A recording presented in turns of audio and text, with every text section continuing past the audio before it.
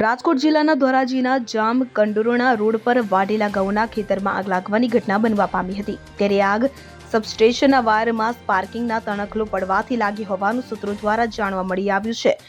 આગ પીજીવીસીએલની બેદરકારીને લીધે લાગી હોવાનો ખેતરના ખેડૂતે આક્ષેપ કરવામાં આવ્યો છે। ધોરાજીથી જામકંડોરણા તરફ જતા માર્ગ ઉપર આવેલ ખેડૂતના ખેતરમાં થોડોક દિવસ પહેલા જ ઘઉંના પાકને વાઢી અને અવઘઉં ઉપાડી લેવામાં આવ્યા હતા। ત્યારે ગત બપોરે અચાનક ખેતરમાં આગ લાગવાની ઘટના બનવા પામી હતી।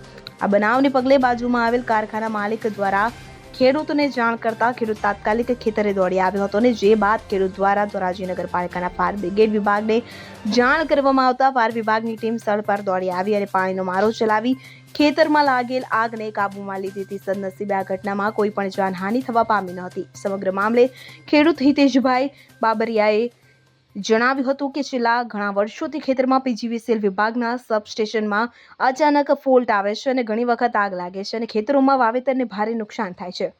ત્યારે આ મામલે ધોરાજી પીજીવીસીએલ વિભાગને રજૂઆત કરવા છતાં યોગ્ય રીતે વીજળીનું સબસ્ટેશનનું કામ કરવામાં આવ્યું નથી કે જેથી ધોરાજી પીજીવીસીએલ વિભાગની ઘોર બેદરકારીને કારણે આવા બનાવો બનતા હોવાનું ખેડૂતે જણાવ્યું હતું।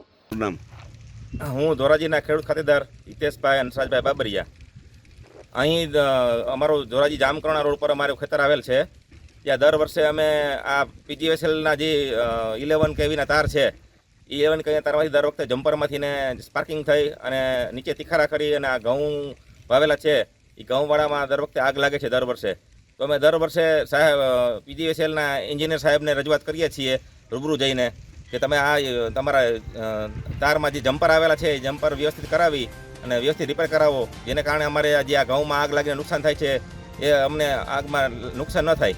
પણ એ લોકોની પીજીવીસીએલના તંત્રની ઘોર બેદરકારીને કારણે અમારે આ બધી આગ લાગે છે અને આ બધું ભોગવવું પડે છે અને એ લોકો અમને વ્યવસ્થિત જવાબ નથી આપતા અને આ પ્રશ્ન અમારો 4-5 વર્ષ થયા છે। આ હમણાં 5 વર્ષમાં ત્રીજી વખત આગ લાગેલી છે।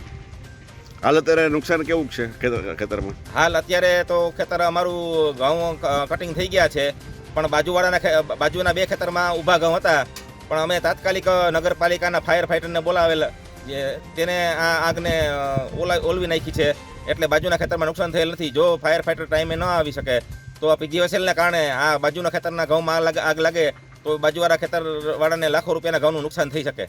શું તમારી માગણી છે? તો મારી માગણી એવી છે કે આ પીજીવીસીએલના એન્જિનિયર સાહેબને વિનંતી છે મારી કે આ જે કાંઈ જમ્પરના કામ છે એ અમે દર વર્ષે રજૂઆત કરીએ છીએ રૂબરૂ જઈ ઓફિસે જઈને, તો એ જમ્પરના કામ વ્યવસ્થિત નવા જમ્પર બનાવીને રિપેર કરે અને આમાં સ્પાર્કિંગ થતું બંધ કરે। અલ્પેશ ત્રિવેદી સાથે CN24 ન્યૂઝ ધોરાજી। હવે જુઓ દેશ દુનિયાની તમામ ખબરો તમારી આંગળીના ટેરવે। ઉઠાવો મોબાઈલ અને Google Play Store પરથી ડાઉનલોડ કરો અમારી CN24 ન્યૂઝ મોબાઈલ એપ।